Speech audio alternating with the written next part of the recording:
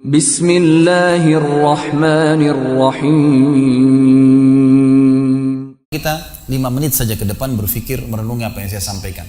Teman-teman sekalian, kita ini sebagai orang beriman tahu dunia ini akan dilaluin. Kita tidak akan berlama-lama di sini. Jangan sampai dunia ini menjadi target utama. Berantem gara-gara tanah, berebutan karena warisan, berebutan karena jabatan, kadang-kadang berebutan hanya karena masalah pasangan hidup. Untuk apa? Untuk apa teman-teman sekalian? Dunia ini mungkin di mata antum kelihatan besar kalau dekat. Misal, saya tidak tahu bapak-bapak mengerti nggak? Kalau ibu-ibu biasanya langsung mengerti kalau masalah contoh-contoh perhiasan. Kalau ada orang punya berlian, besarnya seperti bola pingpong, kaya nggak? Rupanya ada juga bapak-bapak yang paham. Itu kaya luar biasa. Kalau dia punya berlian seperti bola basket, kaya nggak?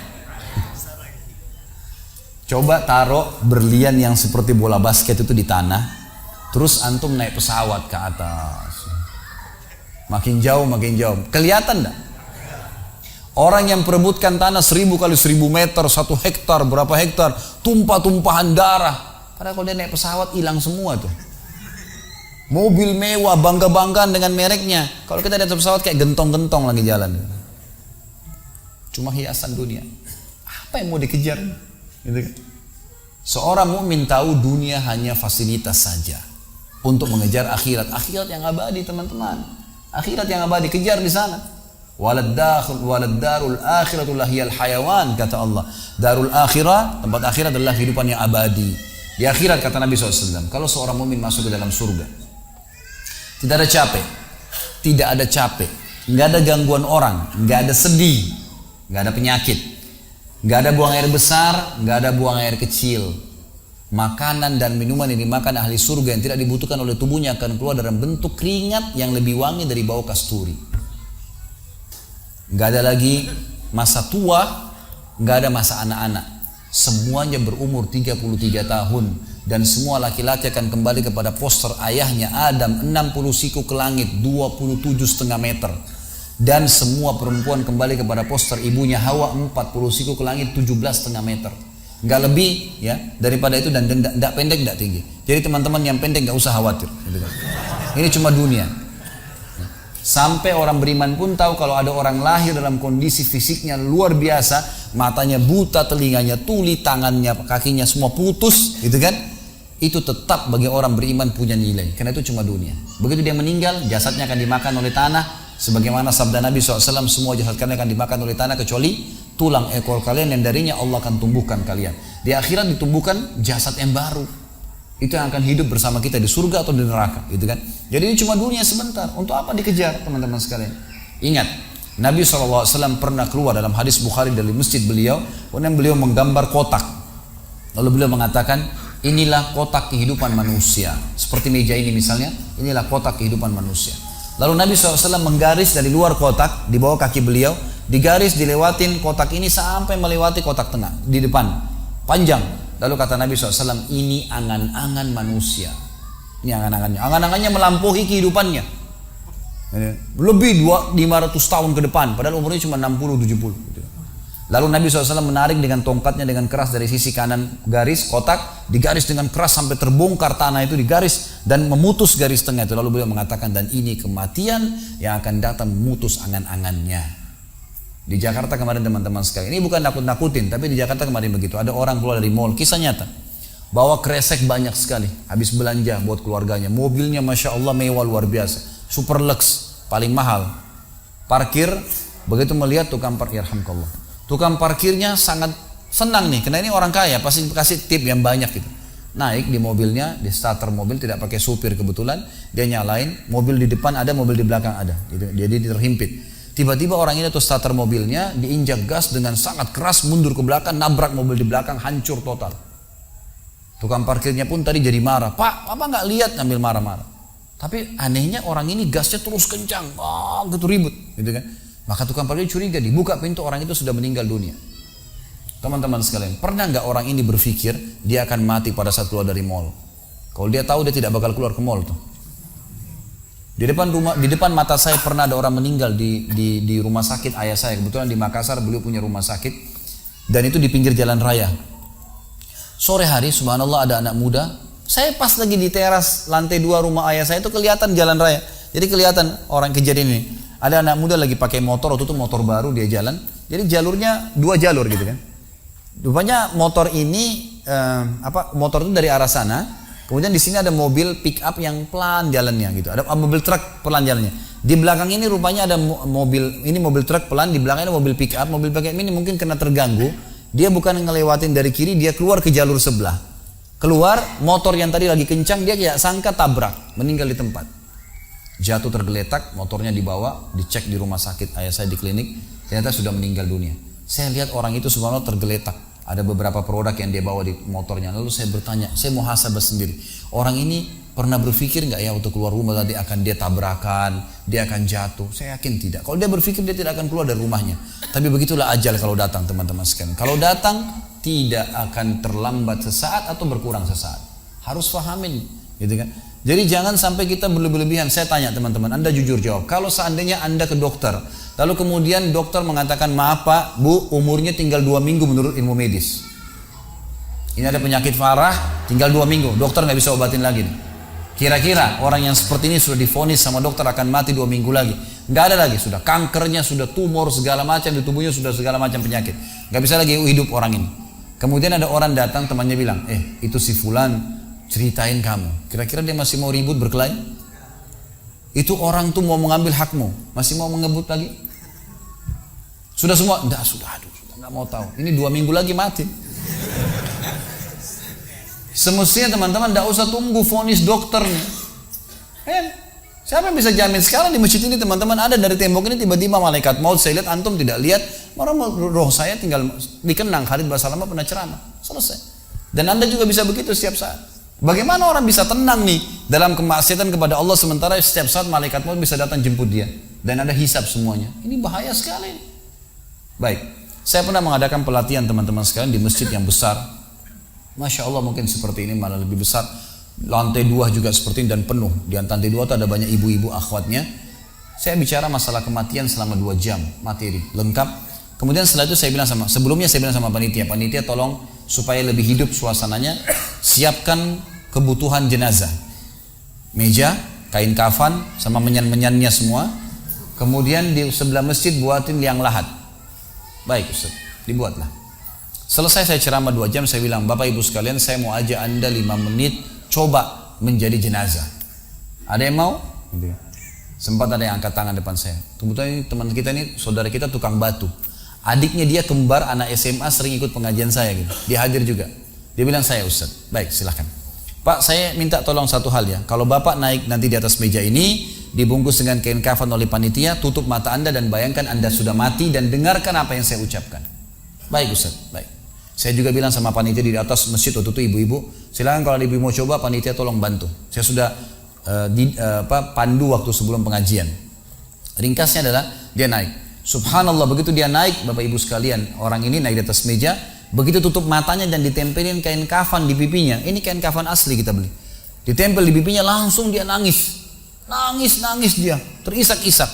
Lalu kemudian panitia taruh tangannya di dadanya, harus dibungkus gitu kan. Lalu saya bilang, Pak, coba renungin sekarang Anda sudah mati dan hiruk-pikuk di masjid ini ada orang nangis. Kebetulan adiknya dia yang kembar ini murid saya duduk di sebelah kiri kanannya dan membayangkan benar kakaknya meninggal. Mereka betul-betul menangis gitu. Ada jemaah-jemaah juga yang lain pada nangis. Hanya saya bilang hiruk-pikuk masjid ini yang sedang menangis, ada yang sedang ngobrol, ini anggap di rumah Anda pada saat Anda meninggal dunia. Dan Anda tidak bisa protes. Gak bisa bilang saya tidak mau, jangan ribut, gak bisa lagi. Udah. Panitia pun menaruh tangan kanan di atas tangan kiri, kita nggak bisa protes taruh di dada. Dibungkus dengan kain kafan pun nggak bisa. Baik, Pak, bayangkan semua peluang amal saleh yang semestinya Anda bisa kerjakan, sholat malam, sedekah bakti dengan orang tua, baca Quran, sholat berjamaah, yang Anda sia-siakan dan Anda menyesal kenapa tidak kerjakan sekarang. Dan bayangkan semua peluang dosa yang Anda tidak sia-siakan. Kesempatan zina, berzina, kesempatan dusta-dusta, kesempatan riba-riba, semua dikerjakan. Dan Anda tidak sempat taubat dan Allah akan hukum Anda sekarang. Itu Bapak Ibu sekalian, saya tidak karang-karang dia sampai nangis-nangis Bapak ini. Terus dia nangis. Lalu saya bilang, tolong panitia datangkan geranda jenazah. Datangkan. Baik Pak, sebentar lagi kami akan angkat badan Anda di geranda ini dan kami akan bawa Anda ke liang lahat sebelah masjid. Diangkatlah dia. Saya bilang, Pak, renungin, resapi tubuh Anda kesentuh dengan geranda ini. Gitu kan. Ditutuplah lalu dipikul. Lalu saya pandu pakai mic, saya bilang, Pak, inilah detik-detik terakhir Anda bersama kami. Terus sesalin perbuatan-perbuatan dosa yang Anda pernah lakukan, peluang-peluang ibadah yang Anda sia-siakan. Sampai tiba di luar masjid, saya turun ke liang lahat, saya buatin sendiri tanah, kemudian saya buatin gubernur, lalu diturunkan dia. Setelah diturunkan, saya suruh tutup matanya, kemudian ditutup dengan kain. Saya keluar, lalu saya pakai mic, saya bilang, Pak, buka matanya. Inilah rumah Anda sekarang. Walaupun rumah Anda 1000 kali 1000 meter di dunia, kembali ke 1 kali 2 meter. Ini tempat Anda sekarang. Dan sebentar lagi malaikat akan datang menanyakan kepada Anda pertanyaan-pertanyaan yang Anda sudah tahu. Selesai. Berapa mungkin sekitar hitungan detik. Ini semua proses kurang dari 5 menit teman-teman sekalian. Lalu saya bilang, buka. Dibuka kain tersebut. Lalu saya bilang, teman panitia bantu. Bapak ini keluar dia. Waktu dia keluar dari kuburan, liang lahat itu teman-teman, sempoyongan. Kayak orang yang sudah pusing gitu. Keluar, kemudian saya bawa ke masjid. Saya pegang tangannya masuk ke masjid, duduk. Lalu saya kasih mic, Pak, tolong ceritakan pengalamannya kepada jemaah jadi jenazah 5 menit. Itu dia pegang mic, gemetaran. Ustaz, saya tobat, saya durhaka sama orang tua, saya nggak sholat, saya begini. Ini dia lupain, ada ribuan jemaah depannya nih. Dia nangis-nangis, sebutin semua kesalahannya. Semua pada banyak ikut nangis. Dia kayak orang ketakutan betul, gitu kan? Baik, selesai. Saya panggil siapa lagi yang mau coba? 2, 3, 4 orang. Rata-rata semua begitu keadaannya, gitu kan? Alhamdulillah mereka sadar seketika pada saat itu. Lalu kemudian saya bilang penutupan. Ada bahkan ibu-ibu yang coba di atas pingsan, ibu itu. Kita bukan nakut-nakutin, tapi memang saya praktekin. Lalu saya bilang begini, Bapak Ibu sekalian, sebagai penutup acara saya bilang pada saat itu, bahwasanya ini hanya praktek jadi jenazah. Tapi ini ya akan datang satu waktu Anda dibungkus kain kafan tidak bisa kembali lagi. Sekarang masih bisa kembali beramal soleh. Dan ini pernah diperingatkan oleh Hasan Basri rahimahullah. Beliau pernah ngantar jenazah diikuti oleh seseorang. Lalu Hasan Basri tanya, wahai fulan, kalau seandainya jenazah ini tiba-tiba hidup sekarang, apa yang dia kerjakan? Kata orang ini, tentu dia akan sholat, dia akan puasa, dia akan ngaji, dia akan kerjakan ibadah-ibadah. Kata Hasan Basri, kenapa?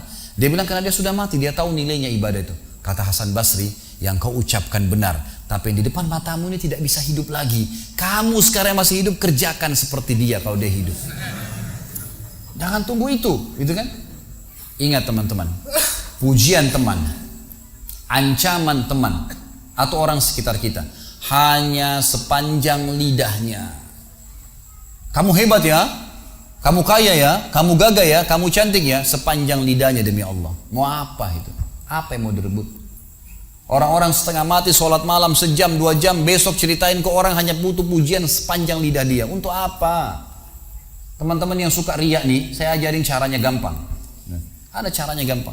Kalau Anda besok pagi mau cerita kepada teman-teman Anda di kantor atau tempat, saya sholat malam, gak usah tunggu besok pagi setengah mati, ngantuk-ngantuk nanti malam bangun. Jam 2 malam sebentar datangin rumah teman yang jadi target, ketok pintunya, nih saya mau sholat, lihat ya. Selesai, gitu kan. Untuk apa nunggu besok setengah mati, gitu kan. Gak ada gunanya riak, pujian orang sepanjang lidahnya, jangan, gitu kan. Gak ada gunanya. Jadi teman-teman sekalian, sadarilah mati akan datang dan jadilah seperti Bilal radhiyallahu anhu, sahabat Nabi yang mulia. Waktu ditanya, ma ra'yuka bil maut, apa pendapat Anda dengan kematian? Kata beliau, marhaban bil maut, selamat datang kematian.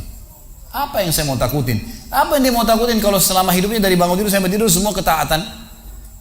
Pastilah terbalik, orang rindu, gitu kan? Orang mukmin itu rindu. Waktu terjadi perang Yarmuk tahun 14 Hijriah, waktu itu dipimpin oleh Khalid bin Walid dengan di situ di dalam pasukan ada Sa'id bin Zaid. Sa'id bin Zaid salah satu yang dijamin masuk surga. Teman-teman bisa nonton serialnya di website di www.khalidbasalamah.com, ada serial sahabat. Saya ceritakan di situ ceritanya.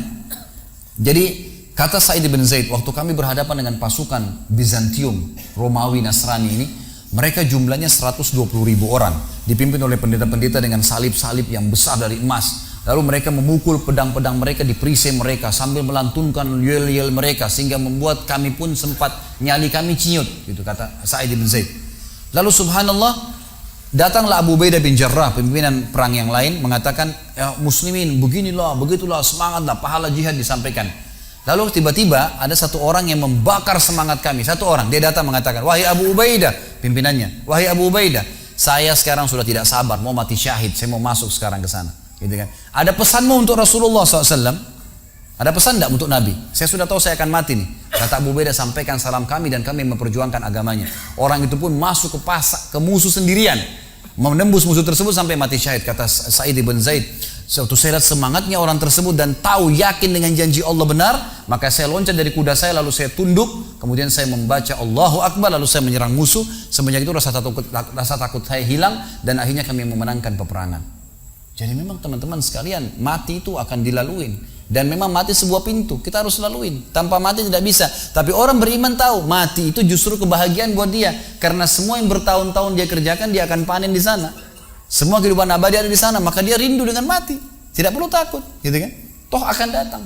Jadi harusnya difahami masalah-masalah seperti ini. Baik teman-teman sekalian, kita tutup dengan sebuah kisah yang kita rangkumkan insya Allah tentang masalah orang kalau bertakwa kepada Allah.